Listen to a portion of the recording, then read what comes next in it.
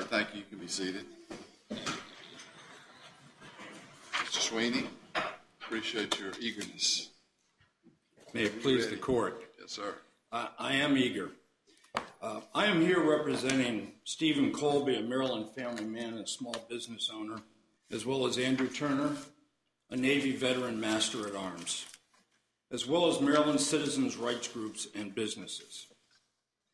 The plaintiffs have standing, and there's no dispute of that, to bring a facial challenge on behalf of responsible, law-abiding Maryland citizens to bans that deny them the right to have in their home popular semi-automatic rifles and standard capacity magazines. These protected arms cannot be banned from the home. That's the lesson of Heller. And I am humbled to speak to this panel about what Heller teaches, since each of you has authored that. But I submit this case presents for the first time in this circuit a more close fit to Heller than any of the other situations in which you've had to apply Heller.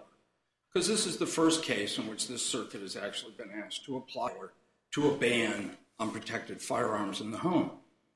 So under Heller, the only question that's asked is whether banned firearms are commonly kept for lawful purposes in the home by law-abiding responsible citizens. If they are, they can't be banned. They're protected under the Second Amendment. If they're not, then they're not protected. So that's different from what we refer to as the first prong under Chester as to whether or not the firearm or the activity in question is within the scope of the Second Amendment? This court in Chester, as well as some of its other cases, set out what the Second Amendment protects. And the scope of the Second Amendment extends to, as this court said in Chester, weapons typically possessed by law-abiding citizens for lawful purposes. So if these firearms are typically possessed by law-abiding citizens for lawful purposes, and there is no serious dispute that they are, and no court that has addressed a similar ban or the court below has found to the contrary, then they're protected by the Second Amendment. And the Heller court makes clear that's the end of the analysis. You cannot ban them. That was the categorical test of Heller. Can you regulate them? Restrictions short of bans may be permitted. And then I submit you may want to look at the test that you have in Chester and some of the other cases in this circuit for that purpose. But an outright ban is precluded by the Heller case. It's important to remember what was involved in Heller. It was a total ban on possession of handguns, as well as a ban on any operable firearm in the home. Trigger locks were required. Now, both those bans were struck down. The state, the District of Columbia, in the Heller case said, wait. We're not going to apply the ban on operable firearms to long guns. So you don't have to overturn the ban on handguns. You can use operable long guns in the home. Supreme Court said, no. That doesn't save the handgun ban. Nor did allowing handguns save the ban on having operable long guns in the home. Why? Because both long guns and handguns are typically possessed in the home by law-abiding citizens. How would you articulate the principle or set the test for other cases besides this on when you have a ban? For example, let's say with the magazines here. There's evidence there are 75 million or so around. But let's say that there were only 75,000. Would that be a common firearm in use? Would that be subject to a ban? Your Honor, the question of commonality is one that was not closely addressed by the Supreme Court in Heller because it found no need. There's a lot of things that they didn't thoroughly address. It found no need to. This case, we believe the evidence is clear when millions of Americans choose semi-automatic rifles and choose handguns and semi-automatic rifles with magazines with a standard capacity above 10, usually in the 10 to 20 range. Does this apply to any automatic rifles? Automatic rifles? Yep. Automatic rifles are not subject to this ban because they're already prohibited. The National Firearms by the Federal Code. National Firearms Act. But the statute, Maryland statute talks about AK-47s in all forms. Correct, it does. It doesn't say in semi-automatic form. It's banned as redundant of the federal ban in that regard. Well, let me take you back. Well, I'm sorry. Go ahead. No, I just... If the evidence was as to the large capacity magazines, there were only 75,000 in the United States, not 75 million. What would your analysis be? My analysis would be that they're not shown to be common in the sense that they're not common in the United States. The test here is commonly owned, typically possessed. It's simple. It's not numeric, although there will be accounting involved in it. If the F-150 is the most commonly sold automobile in the vehicle in the United States, and twice as many of these firearms are sold in 2012 as the F-150, then they're common. It's simple. Well, it may seem simple in that example, but you have to come up with a principle to apply. In a legal opinion, it's going to be applied in other circumstances. So if you have, as you look at it, a ceiling of, not a ceiling, but enough 75 million means that you're basically per se protected under the Second Amendment. But 75,000 you're not. How does a court differentiate in that gap on when there's, in effect, an automatic Second Amendment application? I can't help the court with that, other than to say it's not necessary for this case. In this case... So you're sort of like the Supreme Court in hell. I'm going to accept that as a compliment under the circumstances, Your Honor. If you look for a moment at what Heller did say in this regard, it said a militia muster would require able-bodied men to appear with the firearms they typically possessed at home. And if you were to have a hypothetical militia muster in the Green and Towson, Maryland, you would see the banned firearms and magazines appear in the arms of the able-bodied people of that community because they keep them at home. That's the test the Supreme Court applied in Heller. That's the test that you must apply in this case. It's a simple one. And the Supreme Court twice said, once in Heller and once in McDonald, to the dissent, you're making this too hard. We're not asking Judge to do all these fine questions about numerosity and how many is enough or too much. You know common when you see it. These are common. Is that sort of like a Justice Potter test on hardcore pornography? It is indeed, Your Honor. Well, why didn't this may be one of the great mysteries in this area, but if the test is as you say it is, why didn't the Supreme Court just say that clearly instead of leaving all these unsettled questions? It took out rational basis review, and then it says, under any standard of scrutiny, the D.C. ban is going to fail. But it kind of leaves us hanging as appellate courts around the country and district courts as to know what we're supposed to do there. And it sort of seems like that they would have said, you just don't have to fool with standards of scrutiny if this was going to be your test.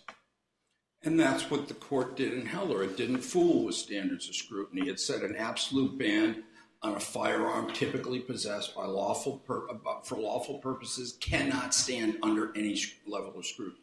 Now, there is a question about whether any Maryland level of... says these are military weapons. They're wrong. They're not military weapons? They are not.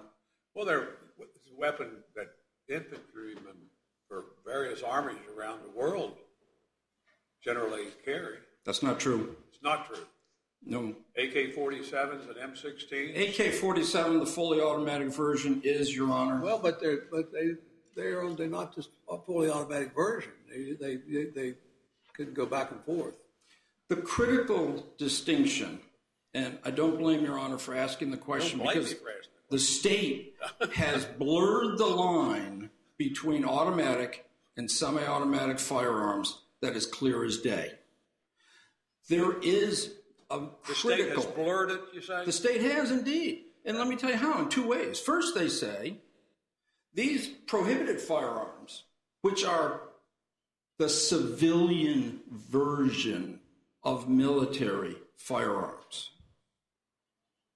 not military firearms.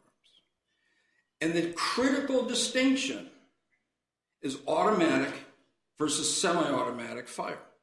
A critical distinction that's carried in the National Firearms Act in defining machine guns.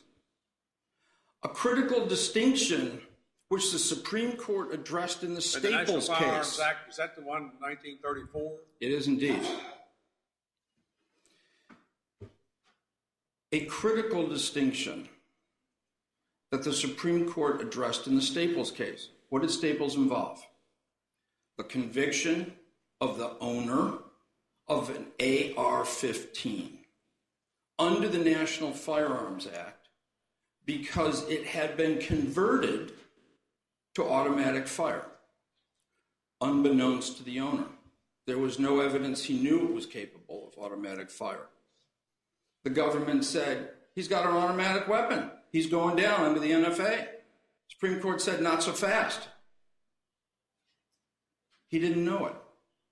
And the AR-15, the civilian version of the M16, is not known to be automatic.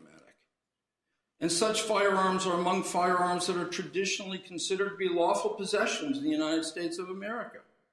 So without a specific scienter of the automatic capability of that firearm, he could not be convicted under the NFA. There is a bright line here. And when the Supreme Court in Heller referred to, well, we assume that the NFA's regulation of the M16 would be upheld. They assumed that. It's referring very specifically to the M16, not its civilian semi-automatic version. There was a lot of evidence here about whether how fast you could fire the semi-automatic compared to the automatic. The evidence in the record relied upon by the state and relied upon by the court is the testimony by a paid lobbyist for the Brady Group before Congress. Man is not an expert in firearms. He's now a realtor in Virginia. That's what that is based on. There is a difference, a critical difference, between the rate of fire for automatic and the rate of fire for semi-automatic.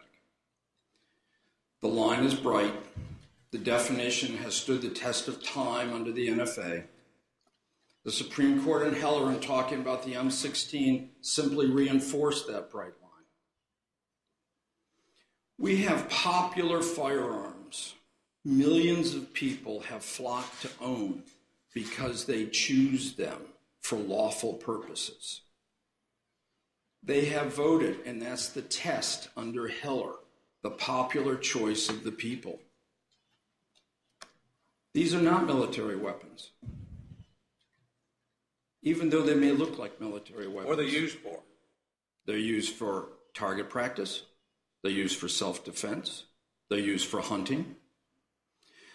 The AR-15 and the semi-automatic version, the AK-47, are the most popular firearms in Maryland, the state admits. They're frequently used at competitions throughout the state at gun ranges, often compromising most of the firearms that are being used. The firearms have been prohibited, or virtually all of the semi-automatic rifles. The state's essentially saying we can draw the line differently than where the Congress drew the line, than where the Supreme Court drew the line. We can draw it at a place where we say the firearms are, and now let's make up a test, unusually dangerous. Or sometimes they say unreasonably dangerous. Or sometimes they say particularly dangerous. The point is, the test is not any of those. The test is typically possessed by law-abiding citizens for lawful purposes. That's the test. Are you saying that there's no level of scrutiny applicable to this? I am claim? absolutely under the Supreme Court's case in Heller. Well, If this court... I was going to say, let's just assume for the purposes of argument, having looked at all these post-Heller cases from the various circuit courts of appeal around the country, all of them, I think, unless you can give us one that isn't, have looked at firearm-related provisions post-Heller using some form of scrutiny, strict scrutiny, intermediate. If, assuming for purposes of argument, we decided that your formulation for Second Amendment, I'll call it per se protection, if we didn't accept that and we moved to a scrutiny-based system, what's your best argument there? It's a simple argument. This court set out the test in Masciandero that built upon Chief Judge Traxler's opinion in Chester with respect to the firearms in question. The state has not even attempted to meet this test. The court said, as we observe that any law regulating the content of speech is subject to strict scrutiny, we assume that any law that would burden the fundamental core right of self-defense in the home by a law-abiding citizen will be subject to strict scrutiny. And what does that mean? How does that play out here? The bans are not narrowly tailored to achieve a compelling state interest. The bans are not the least restrictive alternative. There are two less restrictive alternatives in place that the state abandoned when they put these restrictions in place. First, they've been regulating the semi-automatic rifles they now ban since 1994, requiring registration and an enhanced approval. And since 1994, they've had a 20-round cap on magazines. So we're not talking about the difference between 10 and 50 or 10 and 100. We're talking about the difference between 10 and 20, which is the range in which the majority of handguns and semi-automatic rifles are produced with standard magazine capacities, 15, 17, 19. That's where most of the modern firearms come in. And they've been permitted under the cap at 20. Abandoning those, they can't possibly justify without saying what we really want to do is ban protected arms. And that's what this is about. I see my time is up. Okay, thank you. Let's hear from Mr. Fader.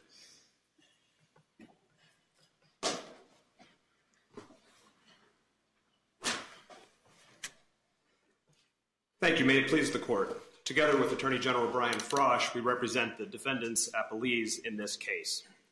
The issue before this court is whether the state of Maryland is precluded by the Second Amendment from banning certain firearms, not an entire class of firearms, certain firearms and magazines that are both particularly dangerous and not particularly useful for self-defense, while leaving unaffected the vast majority of firearms, including all of the firearms that the Supreme Court identified as those overwhelmingly chosen by Americans for self-defense. Based on the Second Amendment jurisprudence... How about the large capacity magazine? If they're right, there's 75 million out of them. 75 million of those around, that would seem to be pretty common. We have not claimed that the large capacity magazines themselves are not common, but that is not the end-all be-all of this test. The Heller Court most definitively did not say that anything common does not get subjected to any standard of scrutiny. In discussing the Miller case and presumptively lawful regulations and the scope of the Second Amendment, that court identified weapons in common use at the time as something that its earlier decisions had said fell within the protection of the Second Amendment. Not that there was an inability to ban them, but that those fell within the protection of the Second Amendment. This court, and almost every other circuit court and federal court at all to have looked at Second Amendment questions post-Heller, has said that's the first step of the process. Does this fall within the scope of the protection of the Second Amendment? If it does, then you proceed to apply the applicable level of scrutiny. So commonness does not at all resolve the question. In Heller case itself, the Supreme Court said, here we're dealing with the entire class of handguns, what it called the quintessential self-defense weapon, the weapon overwhelmingly chosen by Americans for self-defense, which the Supreme Court identified as the core basis for the Second Amendment right. In that context, dealing with that entire class of weapons overwhelmingly chosen for self-defense, the court said there's no standard of scrutiny that a complete ban on those firearms could meet. The Supreme Court never said anything resembling Mr. Sweeney's argument that any time there's a commonly owned weapon, it's exempt from any standard of scrutiny. But you have a complete ban here, at least for a magazine with more than 10 shots. There is, Your Honor, and it's for a magazine that can hold more than 10 rounds. It is not necessary at all for self-defense, unlike, of course, the weapon involved in Heller, which was the quintessential self-defense weapon. That's a proven fact, not subject to dispute. That it's not necessary for self-defense, I certainly do. I think it's undisputed on this record where there's evidence that chief law enforcement officers in Maryland couldn't find a single incident in which more than 10 rounds were necessary to be fired in self-defense in Maryland, and the plaintiffs didn't come up with one either. There is no, and there are... Why is that dispositive? Well, it certainly goes to the issue of whether these are, it goes to the narrow tailoring, it goes to the test under intermediate scrutiny or, frankly, strict scrutiny either, of whether this ban addresses or impacts the core Second Amendment right. And since the Second Amendment right is geared towards self-defense, the fact that these firearms and these... The Supreme Court said in Heller. It said in Heller for lawful purposes, such as self-defense. And opposing counsel has indicated that that also includes hunting, target shooting, competitive shooting, collecting. All those are lawful purposes. The Supreme Court was talking in Heller about the scope of the Second Amendment's protection, not the application of the applicable level of scrutiny. And in talking about the purposes for which the Second Amendment was ratified at the founding, it discussed three purposes. Militia, the purpose for which it was the right was codified in the Constitution, but which the Supreme Court said was not the primary purpose for the right. It defined that as self-defense, and it also mentioned the possibility of hunting, that some people may have thought the right was equally important for hunting. When discussing the weapons that might fall within the scope of the Second Amendment's protection, and particularly its decision in Miller, that there it engaged in the discussion of Miller's comment that the Second Amendment would not extend to weapons that were not commonly owned at the time. Miller based that distinction on its conception that the Second Amendment was grounded in a militia-based purpose. That was Miller's distinction. What would you bring out to a militia muster? Well, it would only be weapons in common use at the time, so weapons that aren't in common use wouldn't be protected at all. The Heller Court did not find that same rationale to support that right. Heller found that rationale for Miller to be a limitation on the right not based on the militia-based distinction, but based on the historical prohibition of carry of dangerous and unreasonable weapons, which dates back to the 1394 Statute of Northampton in England. So it said, we think that that distinction about common use is fairly supported, not by just because they're in common use, not by popularity, but based on the historical ability to prohibit dangerous and unusual weapons. If you defined unusual at the time of the founding, adoption of the Second Amendment, if you looked at Mr. Johnson's dictionary defining the term unusual, it would be defined as common or uncommon. And Blackstone's original phrase for that term was dangerous or unusual. This is dangerous and unusual. I don't think that either one goes to just simply deciding what numbers we should count. We can count to. And in fact, with respect to the assault weapons, we don't think that they're commonly owned. The statistics that were provided, even under the plaintiff's count, as far as how many of them were there, would indicate that fewer than 1% of Americans actually own one of the assault weapons. How about the magazines? The magazines, more would be owned, but that only gets you to the point of then looking at it under the applicable level of scrutiny, which certainly for this case would be no greater than intermediate scrutiny. This court has not issued any investigation into the severity of the burden in determining what level of scrutiny to apply. In fact, in Chester, in Masciandaro, in Carter, in Woolard, in every case where this court has looked at what level of scrutiny would apply, this court has said that it depends on the nature of the burden as well as the severity of the burden.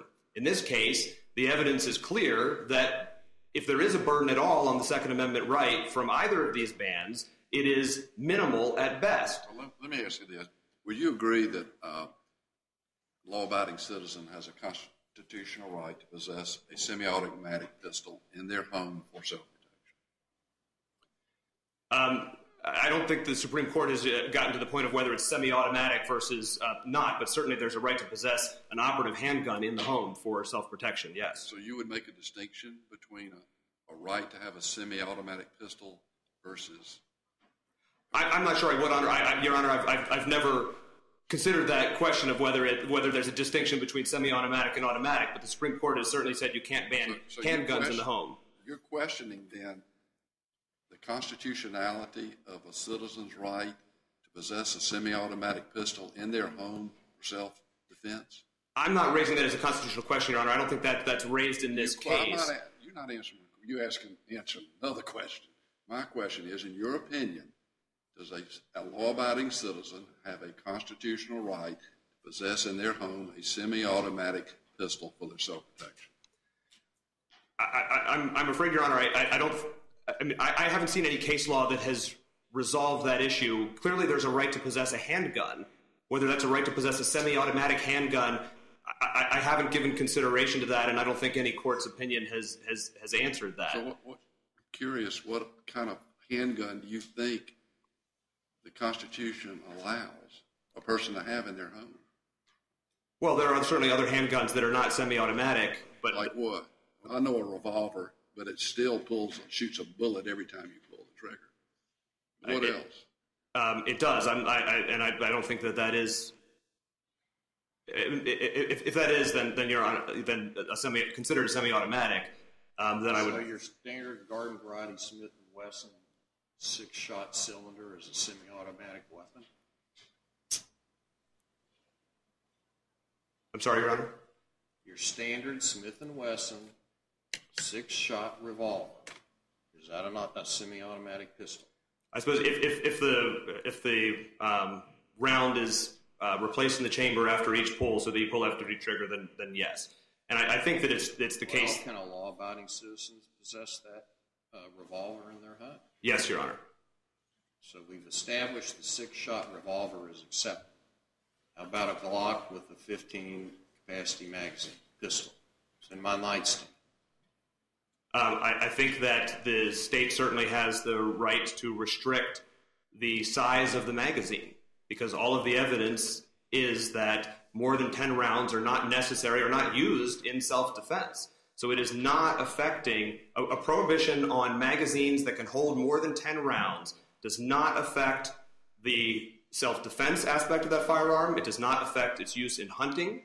It is not a serious burden on any lawful use of that firearm. All right, well, what if the magazine has a number, permits a number of bullets you find acceptable? Is it then constitutionally possessed, or the person have a constitutional right to possess it? If it's that I personally find acceptable? No, it's a constitutional. Well, you're making a big deal about how many bullets it holds. Let's take that out of the question. Okay. Whatever amount suits you think is appropriate, this magazine allows that number of bullets. So now, can a person, law-abiding citizen, constitutionally possess that semi-automatic pistol with however many bullets, more than one, you would allow? Does the Constitution protect their right to hold that and possess that pistol? Yes, Your Honor, to possess an operable handgun, certainly. Right, now, here's my next question. What constitutional difference is there between the legal possession of a semi-automatic pistol and the legal possession of a semi-automatic rifle? What is the constant difference that the Constitution would recognize between those two weapons? And let me make sure the distinction is clear for this case, because Maryland did not ban all semi-automatic rifles. Maryland banned particular semi-automatic rifles that are effectively the same, the only difference being automatic versus semi-automatic fire, as the firearms that are most used in militaries, by militaries around the world. So this is not a complete prohibition on semi-automatic rifles. That would be a different case. But you also banned something that's called assault pistols. And that's not being challenged by the plaintiffs in this case. That's not challenged here, but the statute that we're talking about includes that term. Yes, it does. Pistol. And that's not being challenged here, right? I agree with that. Yes, Your Honor. That ban I goes. want to interject that. Go ahead. That ban goes back to 1994, and it has not been challenged in this case. It was not part of the Firearm Safety Act of 2013. Well, it's been in the statute. It wasn't in the new statute. It wasn't added in the new statute. Correct. All right. So to go back to the question, do you see a difference of constitutional dimension between possessing a semi-automatic pistol versus a semi-automatic rifle? I certainly do. Yes, Your Honor. And it starts with the distinction drawn in Heller, where the Heller court identified handguns as the weapon overwhelmingly chosen by Americans for self-defense, and that was the reason that the entire class of handguns could not be banned. By virtue of that distinction, no other firearm can occupy that same place as being overwhelmingly chosen for self-defense by Americans, and in fact, the evidence in this case is that semi-automatic rifles are not used for self-defense. There's no indication that one has ever been used for self-defense in the state of Maryland. So the Constitution would only recognize first choice, but not the second choice. The Constitution clearly protects the weapon overwhelmingly chosen for self-defense, and I think that once we get beyond that, the Supreme Court seemed to reject that specific argument in Heller, because the District of Columbia argued in that case the converse of what you're arguing here. They argued, well, we can ban the pistols because you can still use long guns. And the Supreme Court very clearly said, no, that's not acceptable. But that's actually, it's not the same argument, Your Honor, because what the Supreme Court said... Here you're saying we get to ban the large capacity magazines and a large portion of these semi-automatic rifles, but unlike Heller, you get to keep a pistol. But in Heller, the court was very clear as to why it did that. The court said, you can't say that it's okay for somebody to use, that it's enough for somebody to be able to use a long gun when the handgun is the firearm overwhelmingly chosen by Americans for self-defense. Here, what the state of Maryland has banned are weapons that are not used for self-defense, and what they do have available that's unaffected by this law is the weapons that are overwhelmingly chosen by Americans for self-defense. It's a very significant difference. What makes these military weapons, that's the ones that you've banned? You said you've only banned the long guns that are military style. Right. What makes them military style? These are the evidence in this case reflects that, and just taking the AR-15 as an example, which is the weapon concentrated on. AR-15 is the civilian version of the M16. Yes, and the AR-15, it was actually called the AR-15 when it was in development. It was developed as a selective fire rifle for the military to meet military specifications with features that the military wanted. The military then adopted that firearm, renamed it the M16, and in order to have a market for the weapon in the civilian population, they made one change, which was to remove the capability for automatic fire from the weapon. In every other respect, it is identical to the M16, which is the weapon used by the military, and the evidence certainly shows, and it's not just a paid lobbyist, it's the D.C. Circuit, it's one of their own witnesses who testified that an untrained individual could shoot 6 rounds in a second from an AR-15. You could empty a 30-round clip in 5 seconds with one of them, which is why the United States Congress and the D.C. Circuit and other courts who have looked at this have found the AR-15 essentially indistinguishable from the M16 when it comes to its dangerousness, when it comes to the lethality of the firearm. And in fact, the United States Army has found that even M16s are most effectively used for offensive military-style assaults in semi-automatic mode. And it has cautioned its troops to rarely use them in automatic mode because they're more effective even for military purposes. Well, they think they're more accurate, don't they? They're absolutely. That they're more accurate, they're able to control the fire. So that the use of them that is the most dangerous, the most useful for military-style assaults is effectively a weapon in an identical condition to the AR-15. And the same thing applies to the AK-47. So since the handgun is the weapon that's not only most common for self-defense purposes, but it's also the most common for criminal purposes, including those that are automatic discharge handguns. So if that were the case, wouldn't it be more logical to attempt to ban the automatic pistol as opposed to the semi-automatic rifle? I think you mean the semi-automatic, but automatic pistols would certainly be... Semi-automatic pistol as opposed to semi-automatic rifle. Well, certainly, Your Honor, there is a ban on assault pistols in the Maryland law, which is not being challenged here. So the law leaves open the use of the vast majority of handguns, which are still out there. And, of course, the Supreme Court has said in Heller that you can't ban handguns. But these particularly dangerous firearms created for military purposes with military features as... Why are these more dangerous than the semi-automatic pistol? I mean, there are plenty of these. You take the incident of Virginia Tech. That individual used a semi-automatic pistol. There's no doubt that semi-automatic pistols can be used for murders as well, but the evidence, as reflected in this record, is that when these assault weapons and large-capacity magazines are used in mass shooting incidents, they lead to more shots fired, more injuries, and more deaths than when they are not used. What did the guy have at the Sandy Hook school? He had an AR-15 with 30-round magazines. And, Your Honor, when he went into that second classroom and started shooting those children, he had to change his magazine once, and a bunch of children got out of the room when he did. He had to change his magazine after 30 rounds because that's the capacity of the magazine. If he'd had to change it after 10 rounds, a lot more of those kids might have gotten out of that room. He had an AR-15 with a 30-round magazine.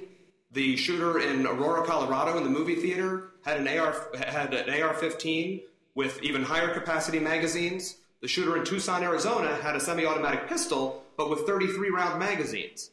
And when he had to change his 33-round magazine, he got tackled by bystanders and had to stop shooting. The 13th round out of that magazine... Is that the judge you're talking about? I'm sorry? Is that when the judge was shot? That's where he shot the judge, yes. The 13th round out of that magazine killed a 9-year-old girl. If he'd had to change his magazine earlier, there may have been a different result. Are there any weapons listed in the Maryland law that are not either automatic or semi-automatic? I don't believe there are, Your Honor. Okay. Now, some of them are automatic, right? In your law? May I answer, Your Honor? Sure. Yes. The AK-47, certainly in all forms, there are fully automatic forms of that, although I agree with Mr. Sweeney that those have already been covered by the National Firearms Act. Well, are they challenging, maybe I should ask them, but do you understand they're challenging the automatic form of it too then? They're saying that the statute's unconstitutional. They are saying the statute's unconstitutional. I think they're challenging the entire assault weapons ban. Would that have any impact on the constitutionality of the Section 5845 of Title 26? I think their arguments would, Your Honor, although they have said that they're not challenging that. But among other things, the firearms that are at issue here are certainly vastly more dangerous than the machine guns that were at issue when the National Firearms Act was enacted. And by the way, the number of firearms covered by the National Firearms Act at that time, relative to the overall number of firearms in existence at that time, I think would have exceeded the number of these assault weapons relative to the overall number of some 300 million firearms that are actually owned in this country. So I think that that would have implications for that, although they haven't raised those specifically here. So, one more question. Let's just assume that we disagreed with Mr. Sweeney's proposed, I'll call it per se, Second Amendment test, and we go back to some sort of scrutiny-based analysis. Why wouldn't you use strict scrutiny here, since this is a ban, like Heller? I think, first, Your Honor, that using a level of scrutiny analysis is compelled by this court's cases in Chester and Machandaro. Well, in all those cases, though, every single case that we've had from Chester on down, you either had an individual under 922G who was not a law-abiding responsible citizen, or in First Amendment terms, it was a time, place, and manner restriction for concealed carry in a sensitive place like a park. You haven't had occasion to determine scrutiny under any other circumstance than those. That's true, Your Honor, although in all of those cases, the court set forth a two-pronged test. The first question is, does it implicate conduct protected by the Second Amendment? And the second part was, if it does it satisfy the applicable level of scrutiny? So I think this is where we are, the applicable level of scrutiny. Exactly. So it can't be a per se test. Under this court's jurisprudence, you always proceed to that second test of, does it satisfy the applicable level of scrutiny? And the reason here why it would not be strict scrutiny is because when the court has set out that test, which standard of scrutiny do we apply, the court has said you look at the nature of the regulation, the nature of the burden, which asks the question, does it fit within the core of the Second Amendment protection or outside the core? And that's where that distinction that Your Honor was just referencing comes into play in each one. In each of those cases, they've said it doesn't affect the core right because either its only implication is for outside the home or we're dealing with a non-law-abiding individual. But the second part of that test of looking at what standard of scrutiny to apply, every time this court has, in each case, in Chester and Machandaro, is what is the extent of the burden? This court in Chester and Machandaro quoted the language from the Seventh Circuit's decision in Scoyen, in which it said that we apply that greater justification, strict scrutiny, for a severe burden on the core Second Amendment right. In this case, all of the evidence is that there is not a severe burden on the core Second Amendment right, even though this statute does reach into the home. The burden is not severe. In fact, at most, it's minimal because of the evidence that these weapons are not used for self-defense. These magazines are not needed for self-defense. As every court that has looked at this has determined, intermediate scrutiny is the appropriate level because there is no significant impact on the core Second Amendment right of armed self-defense in the home. Thank you. Thank you. Thank you. Mr. Sweeney, you have some time remaining. Thank you, Your Honor. This court's Second Amendment jurisprudence on standard of scrutiny is elegant in its simplicity. Imagine, if you will, a Venn diagram. We have two variables: responsible, law-abiding citizens in the home. If it impacts either group alone, this court will apply intermediate scrutiny. If they're in the home but they're not responsible and law-abiding, intermediate scrutiny. If they're responsible and law-abiding but they're outside the home, intermediate scrutiny. Now, if they're neither responsible and law-abiding, and it's not in the home, you might even drop down to rational review. And I think there's one case that said that. But significantly, if it's both responsible, law-abiding, and in the home, strict scrutiny applies. Nothing could be simpler, nothing could be clearer. And all of your cases fall into that very simple pattern. So that's one thing. Clearing up what the state said about Miller, Miller made clear that a sawed-off shotgun is not part of the ordinary military equipment. The ordinary military equipment was what the militia members would bring, arms supplied by themselves and of the kind in common use at the time. There was nothing about dangerous and unusual in that test, and there was nothing about dangerous and unusual that was brought in by the Heller court on that. The state concedes that choice is the key here. Choice, what people choose to use. There is no test on actual use. I don't have to shoot my gun out my window every day in order to prove I'm using it. I have purchased it in case I need to use it. And for whatever reason, millions of Americans have chosen these prohibited firearms. The survey data that we relied on and is undisputed in the record shows that thousands of them, when asked why they chose these firearms, listed as their number 2 important use, self-defense in the home. Thousands of people said that. It's the choice. It's the people's choice. The state has never seriously argued that it can meet this court's strict scrutiny test. These bans are not reasonably adapted. The state, in its most recent filing with the court under Rule 28J in response to the Reynolds case, revealed its true purpose.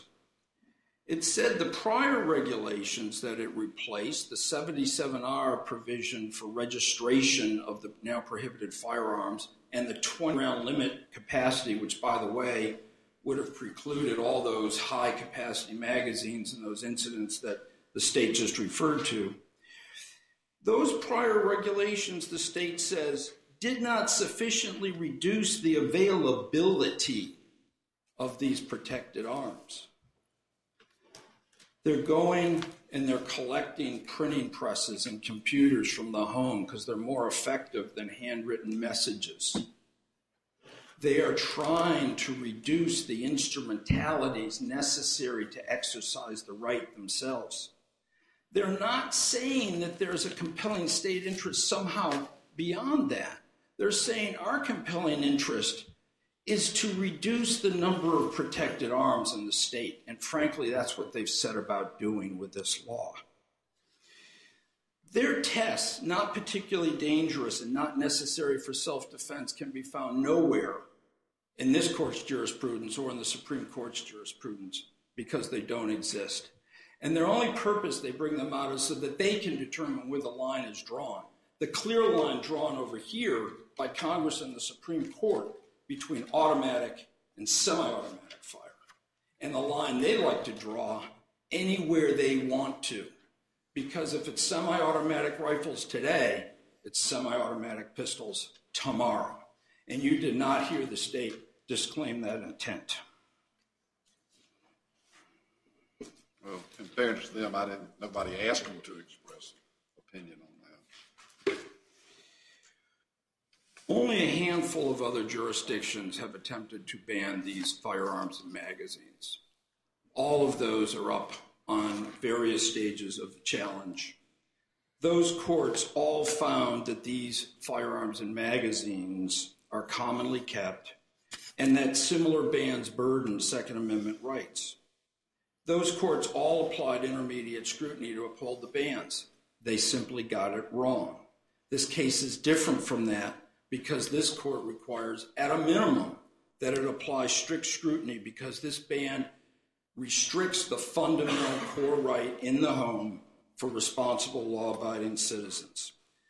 This can't withstand the test of narrow tailoring because it has gone too far and it ignores the less restrictive, proven to be effective restrictions that were already in place. Thank you very much. Thank you very much.